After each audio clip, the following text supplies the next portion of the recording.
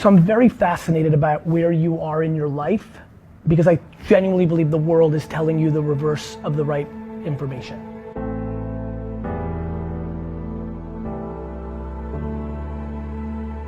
When you're this young, the number one thing you should do is the most high risk behavior of your life. You know, to me, this is exactly when you should go live in Bali for a year. This is exactly when you try to become Beyonce. This is exactly when you do the highest risk. The biggest reason that kids, like people become unhappy is they try to address, they're playing life in reverse. The only things that you could be dealing with are either debt or expectations of your parents. And what your parents and society do is tells you to do the lowest risk maneuver.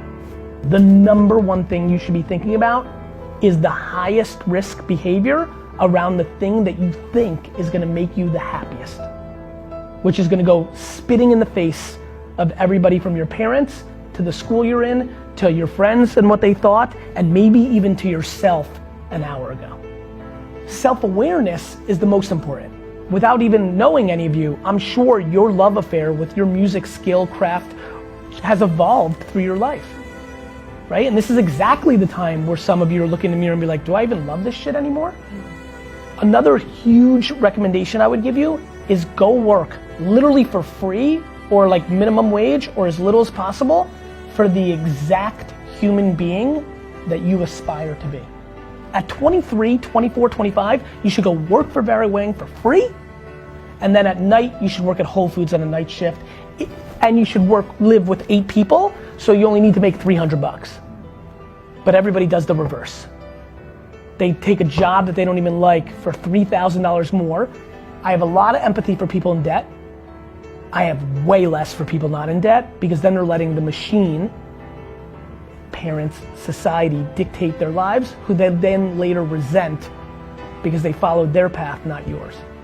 But like getting some bullshit job to like pay off the debt and moonlighting as your passion, it's the reverse. Don't buy a new pair of Supremes or like a new handbag or take a nice trip to Coachella.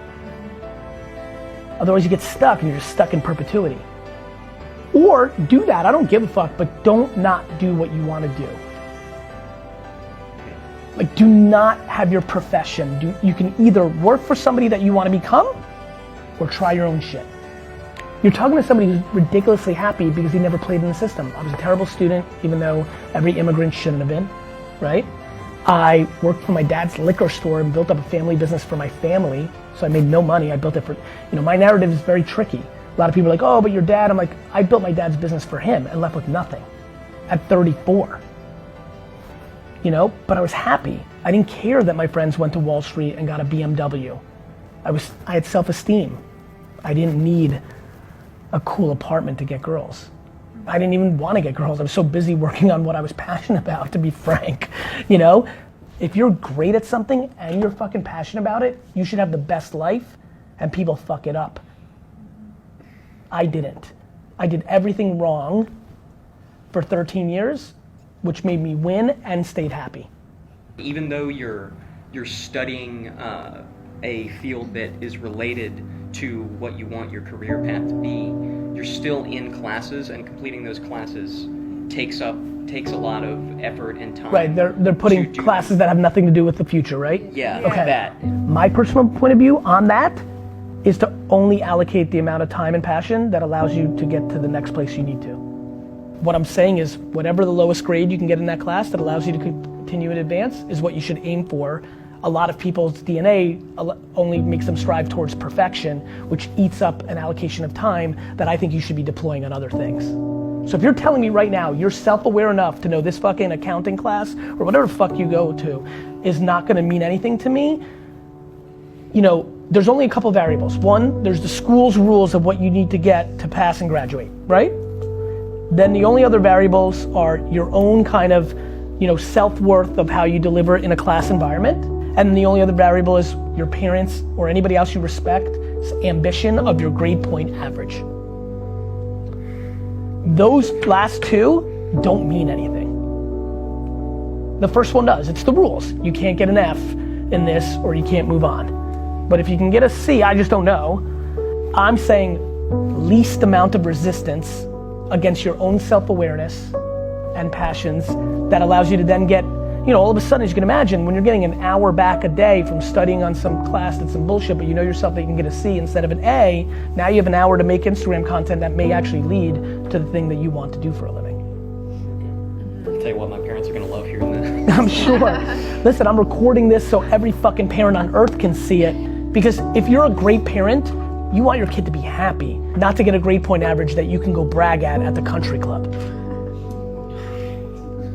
That's, to me, the line in the sand of great parents versus good parents versus bad parents.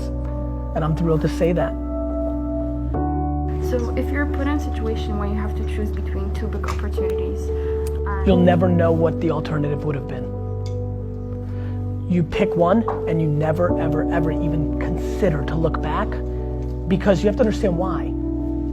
I always play this out. Let's say when you go to heaven, they can show you what would have happened, because that's the only way you'd ever see it. What people don't understand is, oh, Basha, you made the wrong call. You should have went to grad school instead of that opportunity, or this company instead of that company. And it was perfect, and you rose like a phoenix, and you were the head of all sound, and everything went great. But then you had to go to Virginia on business, and you got hit by a car and you died at 31. That's life. So, to like look at two ideas and think you can practically make a good decision is laughable. Literally flip a coin. Just pick the one that feels better right that second and make it about you. Because usually what kids struggle with is the decision they want to do versus the decision that they think they're supposed to do based on the other voices. You want to get real happy? Have the conversation that you actually want to have with the 7 people you're closest to. Tell them the truth of how you feel about everything. That will change your life. What you don't know is that even if they are pissed at you and like say, who the fuck do you think you're, no matter how much they shit on you, the level of respect will be real. That's where it's at. And honestly, I'm not telling you to go call your mom and say, go fuck yourself. But I am saying that the transition to the happiest place you can go is if you can be self-fulfilled within yourself, be empathetic for your parents, not mad. A lot of you probably have this. Either your grandparents or parents paid a lot of sacrifices to give you this chance. That's their framework on the world. But you shouldn't be paying the price for that because you're living in a different reality. Doesn't mean you're disrespectful. Some of you don't have debt because your parents paid. You should be thankful and empathetic, but you should not live your life for them. Because I'll tell you how it's gonna play out, brother. So you'll be okay for the next 10 years, and then you're gonna have 40 years of resentment and regret and a bad relationship. Parents a lot of times see this content, they get mad at me. But then I talk to them, and I'm like, you may be upset with me now, but email me in 2037. When your kids have no ammo on you to blame you for their unhappiness. I'm always worried about your guys' backgrounds to, are you living your life for the machine or for your parents? And not because I want to razz parents, it's because I want you to actually have a good relationship with your parent. I'm just willing to have a little pain from 22 to 28. Guys, the only thing I'm hedging against is regret. That's what you need to be careful of. And that's what most people do. They build a life that leads to regret. Nobody old and about to die talks about what they did. They talk about what they didn't do. And you're in the best spot right now. You're in the best spot you'll ever be. Straight up. This is the time to be most thoughtful.